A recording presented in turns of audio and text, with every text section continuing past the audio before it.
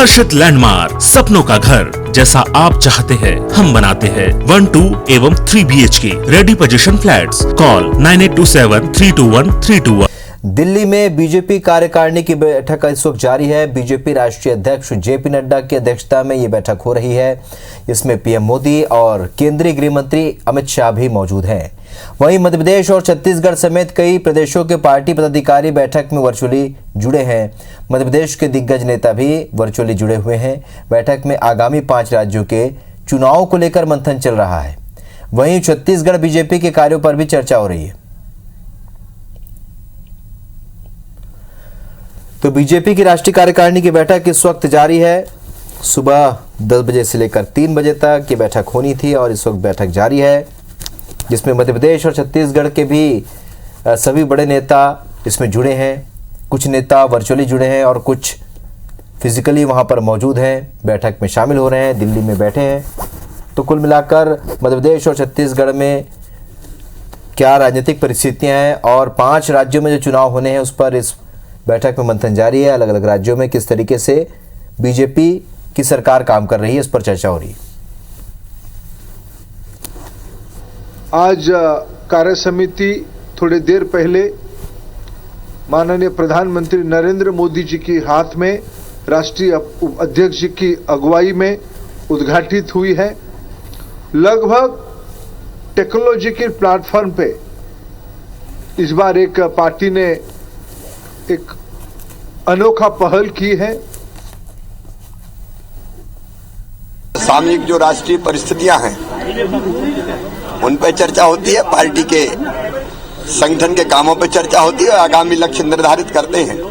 Party की बैठक केवल चुनाव तक सीमित नहीं रहती, चुनाव का भी विश्लेषण करते हैं, लेकिन आगे बढ़ने के जो हमारे लक्ष्य हैं वो भी तय होते हैं। राष्ट्रीय कार्यकारिणी की जो आज बैठक है एक अलग ढंग से जो हो रही है कोविड के रहते हुए, लेकिन इससे पहले मेरा जो इलेक्शंस के रिजल्ट्स आए हैं उसके बाद मैं पहली बार यहाँ आया हूँ। चुनाव में जिस प्रकार से काम किया है वे सभी कार्यकर्ता और नेता अभिनंदन के पात्र है।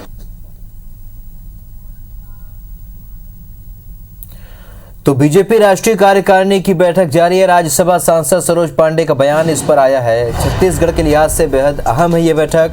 राष्ट्रीय अध्यक्ष ने अपने संबोधन में छत्तीसगढ़ का जिक्र किया है। छत्तीसगढ़ सरकार को घेरने के लिए रणनीति तैयार की जा रही है। आगामी दिनों में बीजेपी सड़क पर उतरकर आंदोलन करेगी। 5 राज्यों के चुनाव पर भी रणनीति तैयार की जा रही है।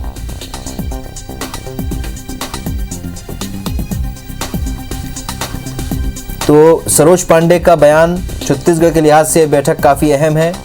राष्ट्रीय अध्यक्ष ने अपने संबोधन में छत्तीसगढ़ का जिक्र किया है। छत्तीसगढ़ सरकार को घेरने की रणनीति इस बैठक में तैयार की जा रही है। आगामी दिनों में बीजेपी सड़क पर उतरकर आंदोलन करेगी, उन्होंने कहा।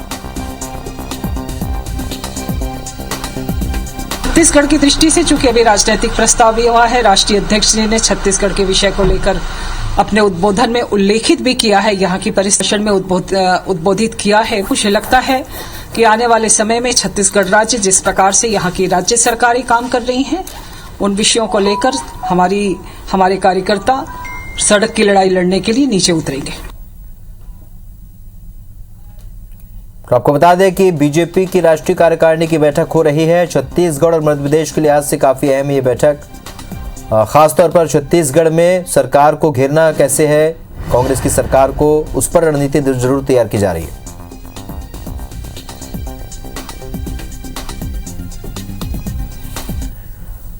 चलिए, तो बीजेपी की राष्ट्रीय कार्यकारिणी की इस बैठक पर हमारे 2 सहयोगी मध्य प्रदेश और छत्तीसगढ़ से जुड़ रहे हैं। रायपुर से हमारे साथ इस वक्त राजेश मिश्रा जुड़ रहे हैं, तो भोपाल से इस वक्त विवेक पटिया हमारे साथ जुड़ रहे हैं।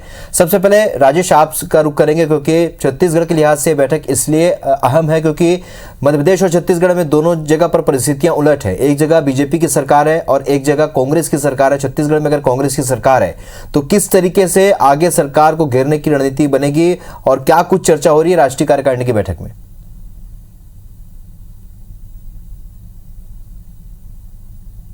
की बैठक दिल्ली में हो रही है और इस बैठक में शामिल होने के लिए राष्ट्रीय उपाध्यक्ष जो है पार्टी के रमन सिंह, पूर्व मुख्यमंत्री, वो दिल्ली रवाना हुए और यहां पर जो बैठक हो रही है भाजपा के प्रदेश कार्यालय में, उसमें प्रदेश अध्यक्ष विष्णुदेव साय, सांसद सरोज पांडे और प्रदेश संगठन महामंत्री पवन साय, नेता प्रतिपक्ष धर्मलाल कौशिक, ये वर्चुअली उस बैठक से जुड़े हुए हैं। निश्चित रूप से ये जो राष्ट्रीय कार्यकारिणी की जो बैठक हो रही है वो काफी महत्वपूर्ण है और छत्तीसगढ़ के लिए इसलिए खास है कि 3.25 साल लगभग हो चुके हैं यहाँ के प्रदेश सरकार को, बहुत सारे मुद्दे यहाँ पर हैं भारतीय जनता पार्टी के पास में, तो किन मुद्दों पर किस तरह से आगे सरकार के खिलाफ कार्रवाई करनी, धरना प्रदर्शन आंदोलन करना है, उनके खिलाफ जो आंदोलन शुरू करना है उसको लेकर इस पर चर्चा हो रही है। और अगर हम बात करें तो 5 राज्यों के जो चुनाव होने वाले हैं, उन 5 राज्यों के चुनाव को लेकर भी इस बैठक में रणनीति तैयार की जा रही है, तो तमाम मुद्दों को लेकर ये हो रही है। और इस बैठक में पार्टी के जो राष्ट्रीय अध्यक्ष हैं जेपी नड्डा वो मौजूद हैं,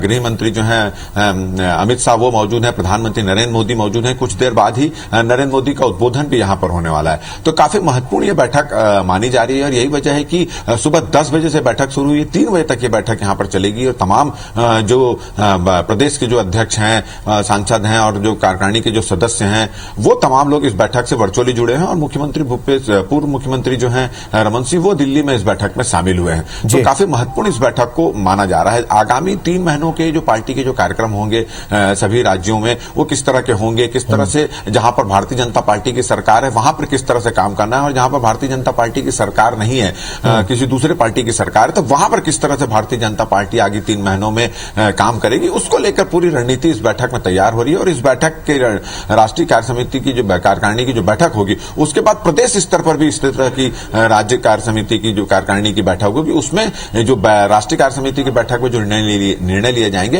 वो बैठक यहाँ की जो बैठक होगी उसमें उस पर चर्चा होगी। और पुराने जो निर्णय लिए गए थे, जो बैठक में तय हुआ था, उस पर भी इसकी समीक्षा की जा रही है। जाहिर सी बात है छत्तीसगढ़ के लिए एक अलग स्ट्रेटेजी यहाँ पर बनाई जा रही है, क्योंकि कांग्रेस की सरकार है किस तरीके से घेरा जाए। लेकिन मध्य प्रदेश की बात करें, विवेक, मध्य प्रदेश में चूंकि उपचुनाव संपन्न हुए हैं, बेहतर प्रदर्शन यहाँ पार्टी ने किया है, एक ही गांव की सीट को छोड़ दिया जाए, बाकी उपचुनाव के सारी सीटों पर जीत हासिल की है।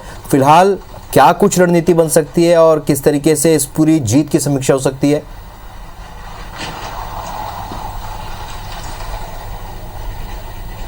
मध्यप्रदेश के लिहाज से ये बैठक काफी महत्वपूर्ण है और इसीलिए मध्यप्रदेश के तमाम दिग्गज नेता इस बैठक में वर्चुअली भोपाल से शामिल हुए हैं। और पिछले दिनों उपचुनाव के नतीजे से बीजेपी उत्साहित भी है मध्यप्रदेश में, लेकिन जो आशानुरूप परिणाम पूरे देश में मिलने थे उपचुनाव में, वो नहीं मिले। और इसलिए आज की बैठक में तमाम जो दिग्गज नेता है पार्टी के, वो मध्यप्रदेश का एक मॉडल जो है सामने रख सकते हैं सभी राज्यों के सामने कि मध्यप्रदेश में किन परिस्थितियों में चुनाव हुए और कैसे सरकार यहाँ पर जो है उपचुनाव में पार्टी ने जीत दर्ज की है।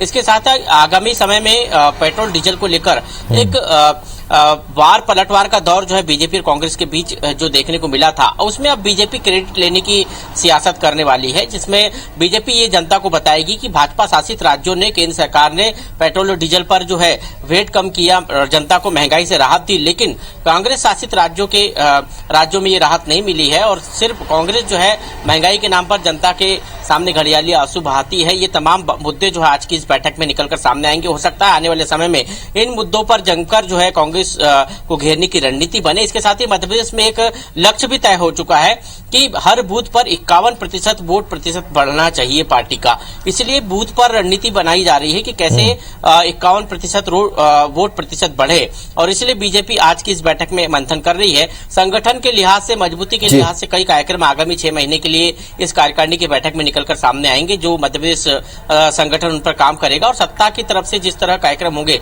और 15 नवंबर को जो भव्य जनजातीय गौरव दिवस मध्य प्रदेश में होने वाला है, जिसमें प्रधानमंत्री नरेंद्र मोदी शिरकत करने वाले हैं, इसकी तैयारियों को लेकर मध्य प्रदेश के नेता अपनी बात रखेंगे। तो ये तमाम विषय है जो आज की राष्ट्रीय कार्यकारिणी में मध्य प्रदेश से जुड़े हुए हैं, जिसमें मुख्यमंत्री शिवराज सिंह चौहान और वीडी शर्मा अपनी बात रखेंगे। बैठक इस लिहाज से भी महत्वपूर्ण है क्योंकि प्रदेश प्रभारी भोपाल से इस बैठक में वर्चुअल जुड़े हैं मुरलीधर राव। ये अपने आप में एक महत्वपूर्ण बात है मध्य प्रदेश के लिए। चलिए, तो कुल मिलाकर तमाम विषय तो हैं ही और साथ ही एक्साइज ड्यूटी में जिस तरीके से कमी लाई है पेट्रोल की कीमतों में, डीजल की कीमतों में। राजेश, आपके साथ अभी प्रदेश अध्यक्ष है, क्या उनकी चर्चा हुई है, क्या ये जानकारी मिल पाएगी? देखिए, हमारे साथ नेता प्रतिपक्ष धर्मलाल कौशिक यहाँ पर मौजूद हैं और बैठक में क्या कुछ तय हुआ है। आज जो बैठक हुई है प्रदेश राष्ट्रीय कार्य समिति की, क्या कुछ उसमें तय हुआ है? आगामी 3 महीने में क्या क्या करेगी छत्तीसगढ़ भारतीय जनता पार्टी?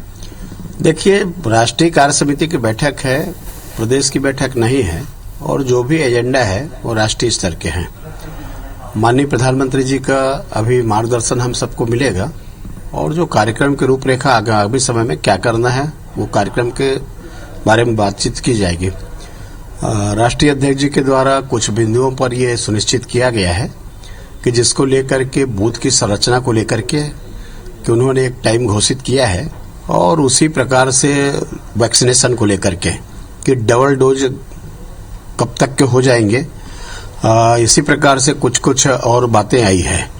मुख्य रूप से राष्ट्रीय कार्य समिति में माननीय प्रधानमंत्री जी का विदेश जो प्रवास है, उस प्रवास को लेकर के जो वहां पर जो अभी चर्चा हुई है, भारत की ओर से जो पार्टिसिपेशन रहा है, उन महत्वपूर्ण बिंदुओं पर प्रकाश डाले गए हैं।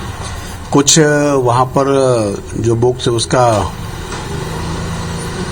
विमोचन का भी कार्यक्रम हुआ है, और विमोचन के दृष्टिकोण से कि हम यदि कोविड में काम कर रहे हैं, अलग अलग जो बाकी जो काम कर रहे हैं उसका प्रभाव क्या है, विश्व के वैश्विक स्तर पर क्या हमारे जो वैक्सीनेशन का प्रभाव कितना हम लोग लगा पाए हैं, कि कितना क्या है, इन सारी चीजों पर विस्तार से चर्चा हो रही है।